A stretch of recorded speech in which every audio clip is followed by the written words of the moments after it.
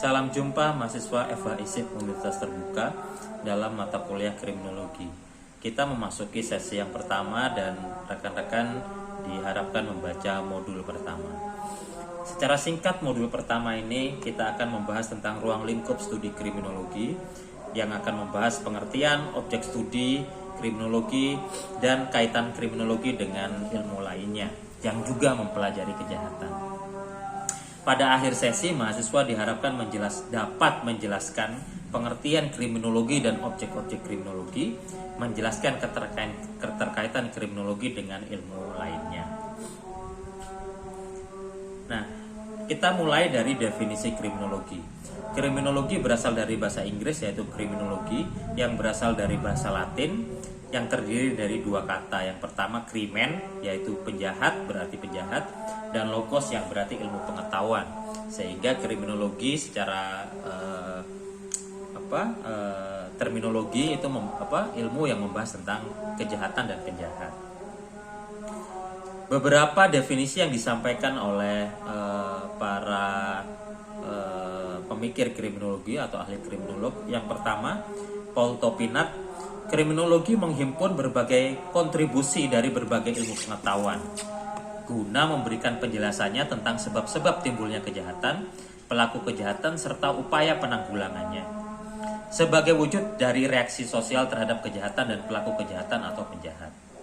Yang kedua, dari Sutherland. Sutherland mengatakan kriminologi mempelajari proses-proses dari pembuatan undang-undang, pelanggaran terhadap undang-undang tersebut, dan reaksi terhadap pelanggaran undang-undang. Yang ketiga, Van Bemmelen, kriminologi sebagai suatu ilmu pengetahuan yang mempelajari kejahatan. Kejahatan itu sendiri sebagai suatu kelakuan yang menimbulkan kegoncangan yang sedemikian besar dalam suatu masyarakat tertentu, sehingga masyarakat itu berhak mencela dan mengadakan perlawanan terhadap kelakuan tersebut dengan jalan menjatuhkan dengan sengaja suatu nestapa atau penderitaan terhadap pelaku perbuatan atau melakukan pembalasan. Yang keempat, Thorsten Selin mengatakan kriminologi sebenarnya mengacu kepada penggunaan metode ilmiah di dalam studi dan analisa tentang keteraturan, keseragaman, pola teladan, dan faktor penyebab yang berhubungan dengan kejahatan dan penjahat, dan reaksi sosial terhadap kejahatan maupun penjahat. Tugas kriminologi harus dapat menjelaskan faktor-faktor atau aspek-aspek yang terkait dengan kehadiran kejahatan dan menjawab sebab-sebab seorang melakukan perbuatan jahat, memberikan suatu analisis, penjelasan, dan prediksi tentang kejahatan, sosok kejahatan. Apabila dibiarkan terjadi berlarut-larut dan dapat menggerogoti hasil pembangunan yang dicapai. Pengertian kriminologi dengan demikian pada saat mencoba untuk membahas tentang kejahatan, tidak mungkin kejahatan dapat dipelajari tanpa mempelajari aspek-aspek yang terkaitan dengannya. Kejahatan dilakukan oleh seseorang yang disebut dengan penjahat, maka mempelajari kejahatan juga akan mempelajari penjahat itu sendiri. Kejahatan dan penjahat itu selalu dikaitkan atau mendapatkan reaksi dari masyarakat atau reaksi sosial. Maka mempelajari kejahatan juga akan mempelajari penjahat, juga akan mempelajari reaksi sosial terhadap kejahatan dan pelanggaran. Itulah mengapa kemudian kriminologi pada saat mempelajari kejahatan itu sangat luas sekali ruang lingkupnya. Kriminologi pengertiannya dapat diartikan sebagai ilmu pengetahuan yang mempelajari kejahatan, penjahat, reaksi sosial terhadap kejahatan dan penjahat, serta kedudukan korban kejahatan. Berdasarkan pengertian tersebut, maka kriminologi mempelajari kejahatan berarti mempelajari hal yang perbuatan yang dilakukan oleh orang-orang tertentu, di mana perbuatan tersebut adalah perbuatan yang melanggar hukum atau norma tingkah laku sosial lainnya. Dengan pengertian kriminologi tadi, mengapa harus perlu kriminologi juga akan menjawab mengapa orang tertentu melakukan kejahatan sedangkan orang lain tidak melakukan kejahatan. Ini juga harus dijelaskan dan tugas dari kriminologi. Selanjutnya, berdasarkan pengertian yang tadi, kriminologi juga akan mempelajari reaksi sosial terhadap kejahatan dan reaksi sosial terhadap penjahatnya. Bahwa reaksi sosial tersebut mempengaruhi kejahatan dan penjahat itu sendiri. Reaksi sosial dapat berupa reaksi formal dan reaksi informal, reaksi preventif dan reaksi represif. Coba cari deh dalam BMP apa masing-masing pengertian dari reaksi formal, reaksi informal, reaksi preventif, dan reaksi represif. Objek studi kriminologi merupakan subtopik yang ketiga dalam modul yang pertama ini. Objek studi kriminologi berkembang sejak dari awal kemunculannya dan ruang lingkupnya masih tetap diperdebatkan sampai hari ini berkaitan dengan perbedaan pendapat tentang apa itu kejahatan dan apa ruang lingkup kriminologi. Sutherland pada tahun 1960 dalam bukunya The Principle of Criminology membagi ruang lingkup kriminologi itu ke dalam 3 bagian. Yang pertama, proses-proses dari pembuatan undang-undang atau kriminalisasi, yaitu penetapan mana perbuatan yang disebut sebagai perbuatan kejahatan atau perbuatan tindak pidana dalam hal ini. Yang kedua, ruang lingkupnya adalah pelanggaran terhadap undang-undang tersebut. Setelah undang-undang dibuat, kejahatan tetap terjadi atau banyak pelanggar-pelanggar hukumnya. Maka kriminologi juga akan mempelajari kejahatan itu sendiri, pelanggarannya, siapa yang melakukan kejahatan itu, kenapa dia melakukan kejahatan. Nah, objek studi yang ketiga yaitu reaksi terhadap pelanggaran undang-undang tersebut. Pada saat orang tertentu melakukan pelanggaran terhadap undang-undang, pelanggaran terhadap hukum atau norma-norma tingkah laku, ada reaksi sosial, reaksi dari masyarakat terhadap pelakunya dan kejahatan itu tersendiri. Reaksinya tadi itu bisa berupa formal, informal, represif maupun preventif. Nah, apa contoh reaksinya? Yang formal adalah pidana dan peradilan pidana. Yaitu orang itu yang melakukan kejahatan dan pelanggaran, orang yang melakukan kejahatan itu diberikan sanksi pidana yang telah ditetapkan oleh undang-undang dan caranya melalui peradilan pidana. Sutherland menyatakan bahwa kriminologi itu terbagi dalam 3 bidang ilmu. Jadi kriminologi ini semacam raja tanpa wilayah katanya. Dia membahas kejahatan, tapi caranya, metodenya itu dia menggunakan banyak berbagai bidang ilmu. Di antaranya kata Sutherland ada 3 bidang ilmu dasar yang dipakai dalam kriminologi. Yang pertama sosiologi hukum.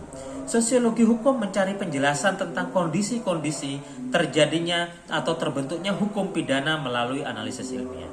Peranan hukum dalam mewujudkan nilai-nilai sosial, kondisi empiris perkembangan hukum, dan peranan hukum bagi perbaikan nasib kelompok lemah. Yang kedua bidang ilmunya yaitu yang disebut sebagai etiologi kriminal.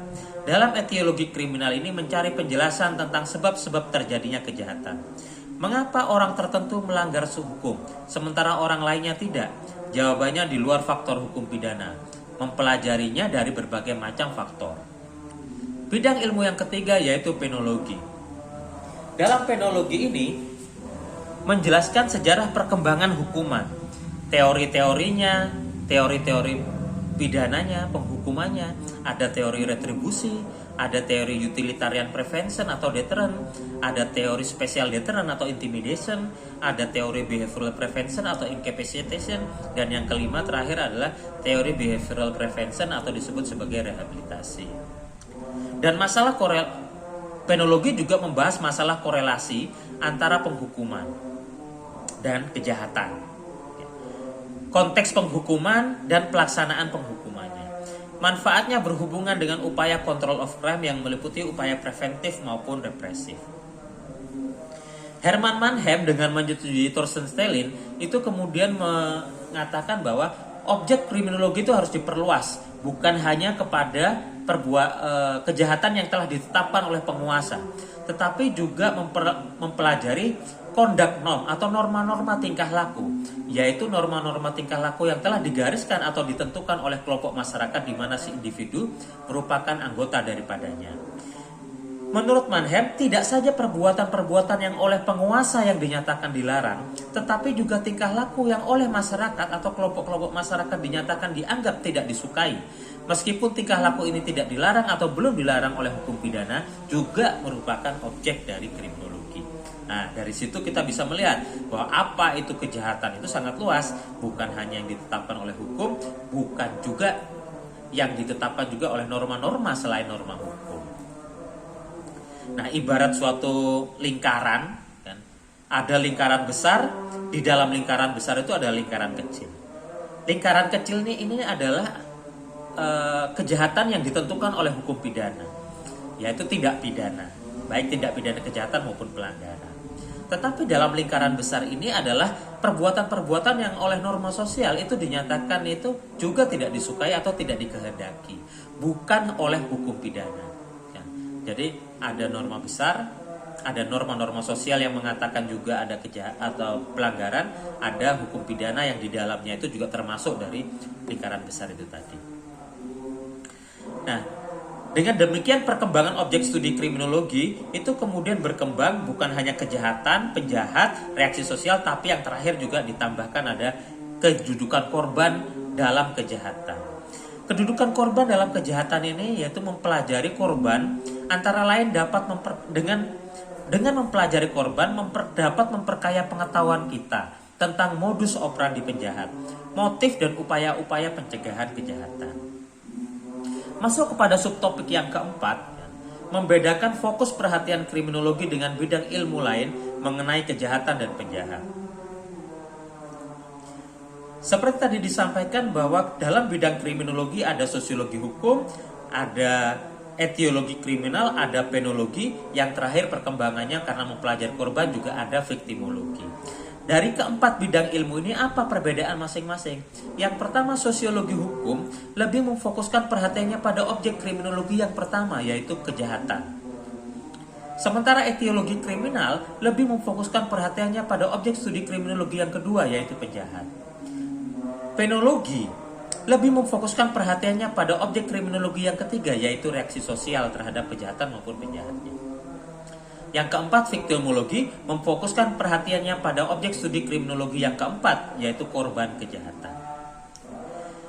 Masing-masing bidang ilmu tadi, sosiologi, hukum, etiologi kriminal, penologi, dan viktimologi, itu juga mempelajari kan masing-masing fokus perhatiannya itu dengan cara yang berbeda-beda.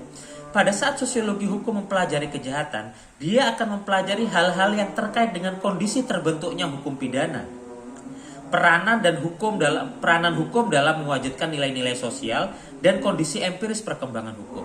Kenapa hukum pidana yang disoroti oleh sosiologi hukum? Karena kejahatan itu juga selalu akan mendapatkan reaksi sosial yang berupa hukum pidana. Dan kejahatan itu juga ditetapkan oleh hukum pidana. Apa perbuatan yang jahat, apa yang kemudian perbuatan itu yang dilarang dan tidak dilarang. Etiologi kriminal mempelajari alasan mengapa seseorang melanggar hukum atau pidana atau melakukan tindak kejahatan sementara orang lain tidak melakukannya. Jadi etiologi kriminal akan mencari sebab-sebab mengapa seseorang melakukan kejahatan sementara orang lain tidak melakukan kejahatan. Metodenya di sini dalam etiologi kriminal itu mengambil dari berbagai macam bidang ilmu, bisa psikologi, bisa antropologi, bisa sosiologi hukum.